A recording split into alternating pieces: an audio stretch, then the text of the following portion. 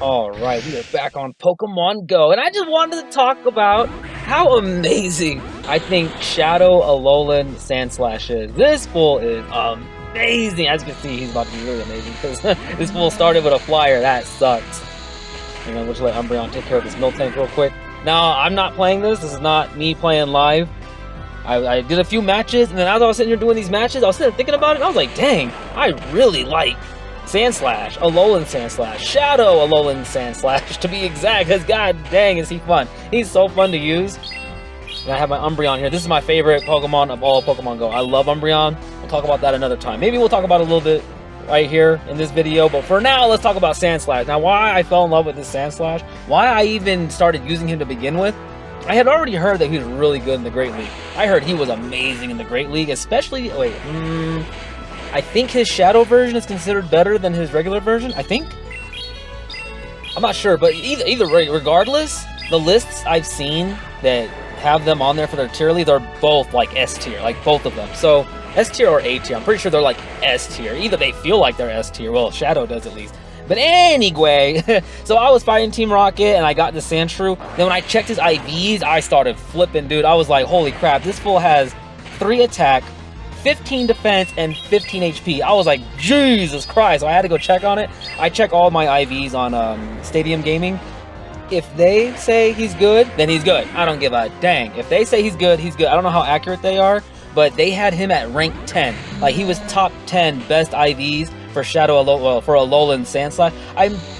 I was looking at the thing. They have the setting where you could do Shadow in there, and it's like Shadow Legendaries, so I don't know what the hell that's all about. So when I check my Shadows, I check it like I'm checking my normals. I don't see anything on there that says you can check Shadow IV versus regular IVs. I don't know. But regardless, I don't think it really matters, because the whole point is that you want them to be as tanky as possible. That's all they go by. And them being Shadow doesn't make them any more tankier. All it does is make them do 20% more damage and take 20% more damage, right? Why is that? I feel like I'm talking really weird when I say 20%.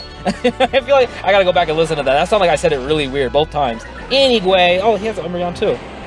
So the reason why I remember this battle, the reason why I put Drifloon out there is because Sandslash is already doing really good. He's got to take that Crobat out for me, right?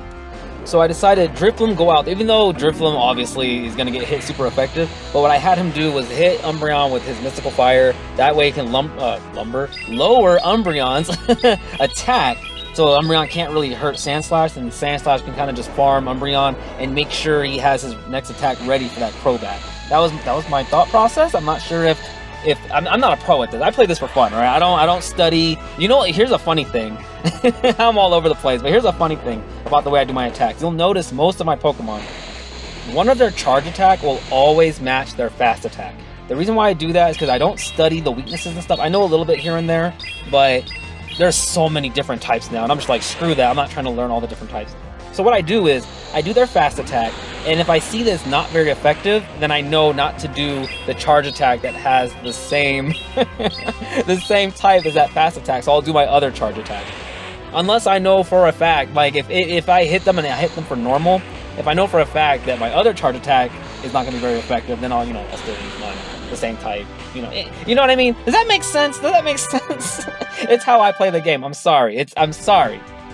It works, all right? It works. And then sometimes, obviously, if there's like any buffs or debuffs that I need to get going, then I'll do those. Regardless of whether I'm hitting them super effective or not very effective at all, I'll hit them with, something that'll buff me or debuff them. You know what I mean?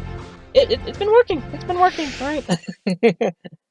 One of these days, when I want to get to like the really, really high ranks and fight, the actual people who are like pros at this game, then I'll try to learn how everything works out. Dang, another flyer.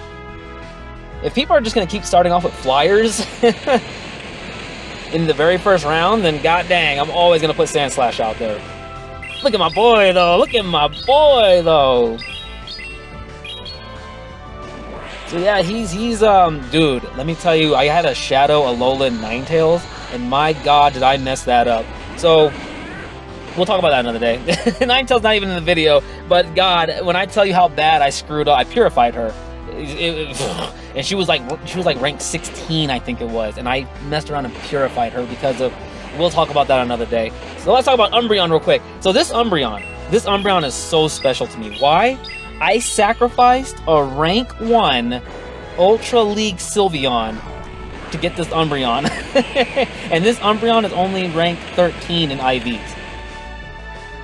I crap you not, I had a freaking Eevee, and when I checked the IVs, it said that if I would have evolved him into a Sylveon, he would have been rank 1 in IVs for Ultra League. God dang it. I should have kept him, but the problem was the first Umbreon I was using, his IVs were like rank 212. 212! And you know, you'll see that it's green on their website, so it says, you know, they're doable. I think 250 and higher. I can't talk today. I think 250 and higher they consider doable. It might be 300 and higher, like 299 probably. But let me tell you something, 200 is not good. It's not good. When I switched, I was using that Umbreon, that one that was 212. I was using that Umbreon for the longest time.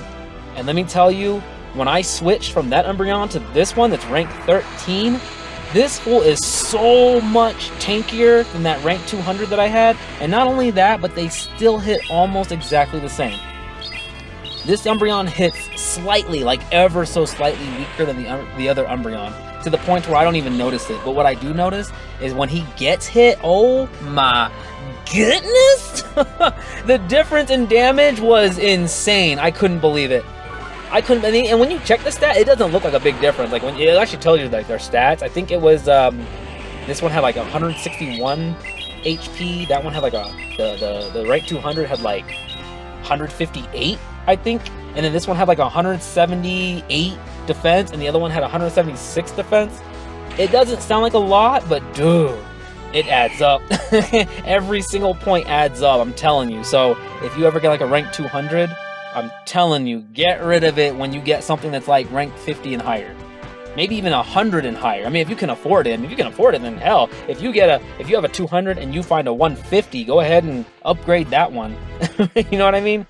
I'm broke, so I can't. I'm broke in this game. Stardust is rare. Oh my god, I have this Togetic. Let me, that's for another day. But long story short, I have this Togetic that's like amazing for Great League. His IVs are amazing, but he's only like 100 CP, and I saw that to get him to 150,000, it's another flyer. But to get him to 100, wait, did I just say 150,000? To get him to 1,500, it costs 150. No, it was like 300,000 Stardust to get him all the way up there. It was a lot. It was a lot. I'm so sad because I want to use him so bad. Not only do I have to get him to 1,500 CP, I have to give him his second move, which I think is 75 candy and 75,000 star. It might be 50, but that's still a lot. Oh, watch this. Oh wait, I wasn't even looking. I was looking away when I was talking. Did he already hit this this fairy? Oh yeah. I don't think he was expecting that first hit. I really don't think he was expecting that first hit. Because when I was hitting him, it was saying not very effective. I think he thought I was going to do a bug charge attack on him. So I decided to go ahead and lower this dude's attack, even though I know it's not going to be very effective, but Ariados is going to die anyway. How do you say his name? Is it Ariados? Ariados? I call him Ariados because I think of Gyarados, so I call him Ariados. I love that Pokemon too. He's amazing too. I'm going to make a video about him too one of these days. These are three of my favorite right here. This is like my team right here. I'll take Ariados and switch him with Drifblim. I'll keep switching them out because I like both of them. But right now, as of right now, Umbreon and Sandslash, I love these two. The only problem is they're both weak against fighters. That's the only problem. So I had to get somebody who was strong against fighters, which Drifblim does okay. But then there was fairies. Fairies became a problem because fairies would take Umbreon out, and Umbreon's my tank, so I can't have Umbreon go against something that can take him out. So then I found out that Ariados is actually decent against fairies and fighters. Drifblim is just decent against fighters. Ariados is decent against fighters and fairies. And my god, at first I was going to do Metagross, because Metagross is good against fairies, and then I was like, wait a minute, he's steel. Fighters are going to annihilate him, Umbreon, and Sandslash. Jesus Christ. We're at the end of this video, so the next video I'll probably talk a little bit about Umbreon, because I love that motherfricker, or we'll do something else, I'm not sure yet. So please like it if you like it, you should subscribe if you want more. And join me in the next one. Alright, y'all. I'm out.